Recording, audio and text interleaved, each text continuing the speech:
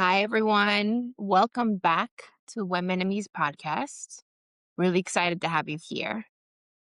Today, we're going to be talking about something that a lot of us have not thought about. Are you the default parent in your home and in your place of business? Sometimes that's the same thing for people whose roles are CEOs of their households. Sometimes there's people who work and have a place of business that's also outside of the home in a company and also in the home. But are you the default parent? You're going to say, okay, what do you mean? We know default parent is the one that everything always falls on at home. It applies the same in corporations and organizations, especially among managers, the ones that all the responsibility falls on to manage, to delegate, to oversee. But let's give a couple examples in the home. Let's say you don't feel good or you had a really rough day and you just want to turn off your brain and say, everyone, good night. And you can go to bed without telling people what to do, remind what needs to be done. You can just go to bed and wake up in the morning, get dressed, and go about your day. That is the non-default parent. Or if you've been doing your homework, which all of us still need to do, you are in a part of a team at home where duties are delegated, duties are shared, and you're able to do that. I remember this was very visible to me when my husband got his COVID vaccination, and we were preparing to have visitors the next day, and I had to record a podcast on someone else's podcast, and he said, babe, don't worry about everything with the home and the kid. Our kid was about 3.5 years old. I'll handle it. Well, I was working from home on my computer. He had his vaccination and he got a headache, a really bad headache. Without even saying anything to me, he went to bed to cure his headache, which obviously we all want to do when we get really bad headaches, migraines. We just want to shut off. But here's the thing. I was working on my computer and I just got a tug on my sweater saying, Mom, I'm hungry. I'm like, where's Dad? And he goes, he went to bed. He's sleeping. So of course I let him sleep. I handled everything. Everything was fine. But when he woke up, I said, imagine if you were on the tennis court and I just shut off my brain. I left our son with you and I left and you had to figure it out. Would you be able to? Wouldn't you feel stressed? Wouldn't you have to, and you want me to communicate what needs to be done? Something? And I realize it's because a lot of the time, once I became a mother, it was me, I automatically assumed a lot of the responsibility of thinking for everybody in the household and making sure the household runs fell on me, which was not fair to myself. It wasn't fair to my family. And if I want someone else to value what I'm doing, I need to value myself. I need to be more verbal and delegate, teach, because I was a new parent too. I hadn't been a parent before. I hadn't run a household with another person, only by myself or with a roommate. So I realized I was the default parent and I started taking steps to delegate and say, okay, these are everything that has to be done every single day. You handle it. And of course, at the very beginning, there was a lot of questions. There was a lot of questions of how does this get done? And they were annoying questions that I thought he should already know. But then I remembered I didn't always know how to separate in the laundry or or pick out the clothes or do the backpack for preschool or elementary school. I didn't know all that. I had to learn.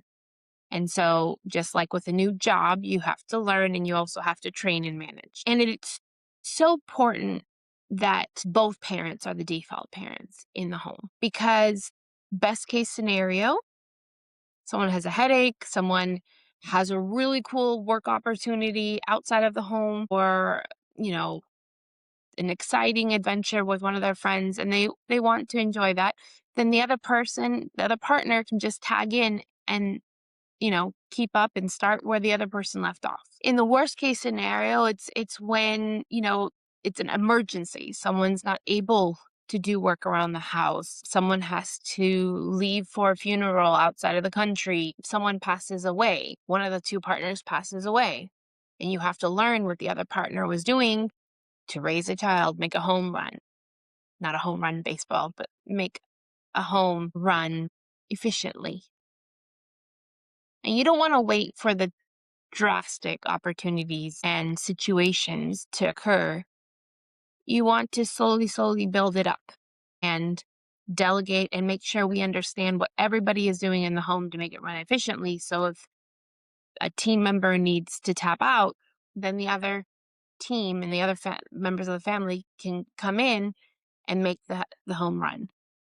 And that frees up such a mental load. It's a mental freedom, because there are times I worry. Hey, what happens if I can't do these things for a couple of days? Who's going to do all these things?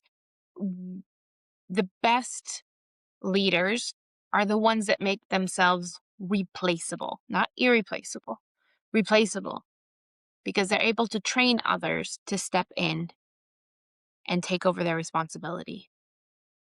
And that's why businesses run efficiently. So the same tactics we do in the out of the home office settings, we need to play in the home. It can really be a conversation when you sit down with your partner and say, there's so many things that we need to discuss that are invisible, that go on in this house, to make sure it runs efficiently. And I didn't realize how much was going on until I wrote it down. And from my prior episode, you'll see what I talk about. You can have an Excel sheet, you can write it down, everything that goes on.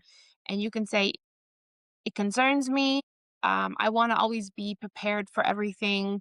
Should we want to add another child to this wonderful home? Should one of us have an exciting work opportunity? Should one of us have to go away on vacation? Should one of us be hurt or physically ill and can't do something? I want both of us to be able to run this home and this family efficiently and smoothly. So here are all my duties. Can we do this as a team? And sometimes approaching that with your partner is helpful because they see where you're coming from. It's not an attack on them that they're lazy or that they don't appreciate you. It's more of you two are solving the problem and the issue of there can't just be one default parent. There has to be both, because we have to be ready to pick up where the other person leaves off and handle the load so that we always know we are a team and we're prepared for the future. Just like we prepare financially, academically, we need to prepare in the home as well with our families and with our partners. For me, it was interesting because the drastic part did happen when our son was almost 1 year old. My father passed unexpectedly, and I had to go to Greece for 10 days from LA and leave my son in LA because it was a quick trip for the funeral and all the administrative issues and lawyers that I had to meet with. And it was no place to bring a child. And I left my child with his other parent, his father. And yes, while my husband was at work, we had a nanny chair come in, and she was wonderful. But we lived far away from family. And when my husband was done with work, he went on to his second shift. And because in the first year, we both had made an effort and communicated in what needs to be done, he knew he had his nighttime routine. He knew all these things already, which made it easier. But he also didn't know a lot of things that he had to learn through the nanny, through me on the phone, but he did it. So first and foremost, it shows someone can take over fully the house and the child or the children in the home. So, and if they don't know, they'll learn. They'll have to learn. Just like you didn't know how to raise a child or run a home efficiently when you were little, you learned, right? So obviously we don't want someone to die and go all the way, to a foreign country and have to leave your child who's 11 months old at home, but it happens. If you have open communication and you delegate and you prepare, then it won't be as much of a shock to the system. But even then afterwards, when I came back though, I did notice that I went more into default mode when he was starting preschool or daycare. I was the one that asked for a list. I started doing the lists. And then I said, why am I the only one doing this? And my husband said, I don't know. You just said you'll handle it. And I realized I felt like I needed to be the default. I needed to be the person who cleans the house. And so I had to sit down and say, okay, I can't handle all this all by myself. This is what needs to be done. And this is every Friday we need to vacuum. Every, Sunday, this laundry for the sheets need to be done. Who's going to do it? I'll cook, you clean, but some days maybe you cook. I enjoy to cook, so cleaning up not so much, so we can share. But I know that if I can't cook, my husband will figure it out. So we need to really, really go back, and society too needs to be like, yes, they're both the default parents. Not like, oh my God, what is he gonna do? He's home alone with the child. That's why we should never say that dad's babysitting. No, he's watching his kids. Never say that dad is doing daddy drop off. He's just doing drop off. Because when you're saying daddy daycare, babysitting, drop off, you're saying the mom is the default parent. So that's where language kicks in. So take this time, like I talked about in a previous episode, write down everything you do. Set a time to meet with your partner and discuss, everything that this is something that really concerns me. I want us both to be default parents because should the best case scenarios happen or the worst case scenarios happen, we need to know how to handle everything because this home and these children won't, raise and run themselves. And that sets a wonderful example for the next generation because they see there being two default parents. Now, let's transition into corporations because, and I've seen this with a lot of managers, and in my experience, I don't know the statistics on this, but a lot of times the female managers are the ones that are taking on a lot of responsibility, that want to protect their team, fight for their team, let their team have good work-life balance, but aren't practicing what they preach because they want their team to benefit. That happened with me. I was the one that held everything up here, held everything together. So if someone needed to go on vacation or was out sick, or, something happened and they couldn't handle it, they just said, okay, Marlon, I have to go. And I knew to where to step in and how to manage everything. But that causes burnout. That causes the person like me, and for example, to feel like I can't leave the office because I have to always be there for the unexpected. It creates fear, like, oh my God, what happens if I get sick? I can't get sick because the place will come crashing down. It doesn't come crashing down. But if you're prepared, you feel better. And you also know that there's a plan in place. The most perfect example is in companies and organizations when you're going on leave. It could be maternity leave, grieving leave, any type of leave, or when you're leaving a place of business and you gave a lot of notice. For example, I gave one time a month notice because I really respected the company that I was working for and I loved my role, but I had an exciting new opportunity, but I valued everything that company stood for. So I made a list of all my duties in my management role and my daily tasks, monthly tasks, and gave an outline. So when I left, I knew that the person stepping in, yes, there will be a learning curve, but it won't be as big of a curve. And there's going to be a help and like a resource manual. And when I was on maternity leave, I got as much as could be done, and then gave a list of the 3 markets I was overseeing and what needs to be done and checklists and again another outline. But that should not only be done when again the extremes happen, certain types of leaves or leaving a job.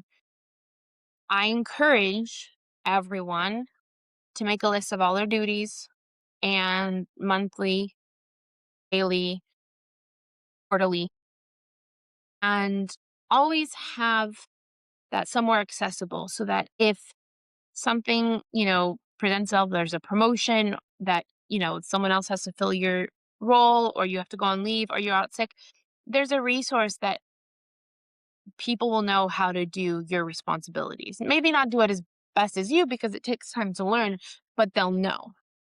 And a lot of the time, managers, because they think they're caring for their team by making it that okay, you just go ahead, go on vacation, take your work life balance, which is wonderful. to do all that. But no, you should put it on the person who's going out to set up their coverage plan, to figure out how their work is going to be handled and present a plan to you that then you can oversee and give strategical advice. But it shouldn't fall on your shoulders. You shouldn't be the one, because you're managing them, running behind them and making sure they're doing all their work, because that just enables them and it causes more work on your plate and causes a higher mental load and stress where you have your own job to focus on and you want to help people grow in their careers. If someone wants to grow in their career, they need to understand what they're doing and take responsibility for every one of their duties and delegate it and teach other people and how to manage a workload if there's going to be a gap, whether it's an absence, vacation, or anything like that. So, in my discussions, I find a lot of times women and especially sometimes too mothers are taking on the same kind of mentality of being the default parent in the workplace that is outside of the home and being there to help and anticipate and think through things rather than putting the responsibility on other people and being a strategic advisor as a leader. There are so many benefits when you realize that there shouldn't just be one default parent, one default manager or leader. When you're empowering everybody to be a leader inside and outside the home, the ship runs smoother, more efficiently, and everyone is mentally and physically a lot happier and more free. So I'll leave you with that. I want to hear from you. Are you the default parent? Are you going to have a conversation with your partner? Have you had that conversation about how to not only delegate tasks on a daily basis, but to really educate the other partner on everything you do and give them the opportunity to step in your shoes? I look forward to hearing from you both for in the home and also in company settings. These are questions I ask also in my listening audits for companies. And it's something that's very, very important, not just educate managers in general how to manage teams, but also when women are going on maternity leave and coming back, educating them about not being the default parent, educating having two default parents in the home or partners, or writing down everything they do so that they know how to manage everything. Because a lot of times we don't take into account, and it's something that when I return from maternity leave, I wish there was a seminar for me of the mental exhaustion that being a parent and a mother takes on me. And if I had tools to have that conversation more fluidly and more calmly with my partner, it would have helped a lot. And to see the benefits early on, it would have helped a lot. So that's part of the reason why I talk with companies and also with couples in general, because it's something that we don't think of. And the mental draining of running a home can really seep in and then make us distracted in other areas of our life or cause us not to sleep because we don't want to miss out in the work outside of the home or inside the home. So we just sacrifice our sleep or our mental well-being. So I'll leave it with that. Thank you once again for joining me. I look forward to hearing from you and have a great rest of your day.